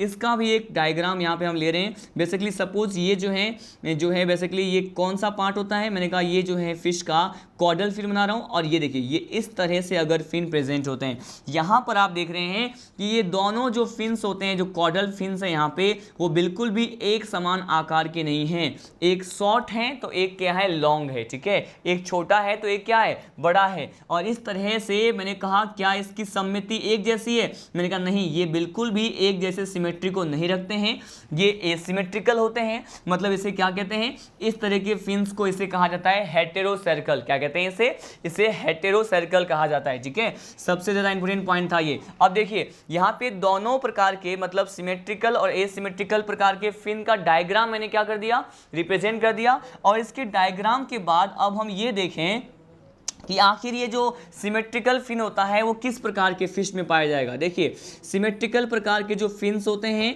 वो किस में पाया जाएगा, मैंने कहा ये बॉनी फिश में होता है। किसमें, ये जो अस्थिमीन होते हैं। मैंने कहा अगर हम यहाँ पे बॉनी फिश की बात करें, अगर हम यहाँ पे अस्थिमीन की बात करते हैं, तो उसमें पाए जाने वाले जो कॉर्डल फिन होते हैं इस तरह से ये बिल्कुल सिमिलर साइज के होते हैं, दोनों एक जैसे होते हैं, सम्मित होते हैं, ठीक है। लेकिन यहाँ पे हम अगर किसकी बात करें, असम्मित प्रकार की, कि दोनों का जो सम्मिति है वो एक जैसा ना हो, तो हम इसे क्या कह सकते हैं, ये बेसिकली यहाँ पर उपास्थीमीन की बात करेंगे। हेटेरोसर्कल में कौन सा फिश यहाँ पे लेते हैं, मैंने कहा यहाँ पर जो है कार्टिलिजिनस फिन आता है। क्या आता है, मैंने कहा यहाँ पे अगर कार्टिलिजिनस फिन की बात करते हैं, या फिर इसी को क्या कहते हैं, इसी को कहा जाता है उपास्थीमीन, ठीक है, जिसका अंत्य कंकाल किससे बना होता है, मैंने कहा इसका अंत्य कंकाल जो है उपास्थियों का बना होता है, मतलब कार्टिलेज से बना होता है, ठीक है। तो आपने इस प्रॉपर जो है डायग्रामेटिक रिप्रेजेंटेशन और इस चार्ट और इस टेबल में आपने ये समझा कि ये जो कशेरुकी प्रकार के जीव होते हैं इसमें पाए जाने वाले फिन्स को हम किस तरह से क्लासिफाई कर सकते हैं, उसको समझ सकते हैं। लेकिन सबसे ज़्यादा इंपॉर्टेंट पॉइंट क्या था, कॉर्डल फिन, ठीक है। मैंने आपको यहाँ पर दो अलग अलग प्रकार के फिश के बारे में बताया। सपोज यहाँ पे कोई भी फिश हमें दे दिया गया, उसके एक्सटर्नल करेक्टर के बेसिस पे हमें अगर ये पहचानना हो कि कौन सा फिश बॉनी फिश है और कौन सी फिश जो है वो क्या है, मैंने कहा ये कार्टिलिजिनस फिश है, तो हमें जो है फर्स्ट ऑफ ऑल क्या देखना होगा, उसके कॉर्डल फिन को देखना होगा, उसके पुच्छीय पखने को देखने होंगे और टेल फिन को देखने होंगे। अगर वो सिमिलर साइज के हैं, एक जैसे दिखाई देते हैं, तो वो कैसे हो जाएंगे, वो बॉनी फिश है। और इसी तरह के ऑब्जर्वेशन का इस्तेमाल जब हम प्रैक्टिकल में जब हम इस पे एक्सपेरिमेंट करते हैं डिफरेंट टाइप्स के फिशेस पे, तो इसी पर्टिकुलर फिनोमिना को यूज़ करके और इसी टेबल्स को यूज़ करके उसको पहचानना होता है, आइडेंटिफाई करना होता है कि फिश जो है वो अस्थिमीन है या फिर उपास्थीमीन है, ठीक है। और इसके साथ साथ यहाँ पे जो है अगर अस्थिमीन और उपास्थीमीन को पहचानने का फर्स्ट तरीका मैंने बताया कॉर्डल फिन, लेकिन इसके अलावा इसमें जो है यहाँ पर जो गिल स्लिट वाला जो पार्ट होता है, मतलब माउथ वाले हेड वाले पार्ट की अगर बात करें, वहाँ पर जो है ऑपरकुलम प्रेजेंट होता है, ठीक है। ऑपरकुलम जो है बेसिकली कुछ मछलियों की प्रजातियों में ये गिल ढापन जिसे कहते हैं, ऑपरकुलम प्रेजेंट होते हैं, कुछ में एब्सेंट होते हैं। तो on the basis of operculum भी हम ये कह सकते हैं, गिल ढापन के आधार पर भी हम ये कह सकते हैं कि अस्थिमीन कौन सा है और उपास्थीमीन कैसा है, ठीक है। अब बेसिकली हमारा टॉपिक क्या था, फिन्स के बारे में।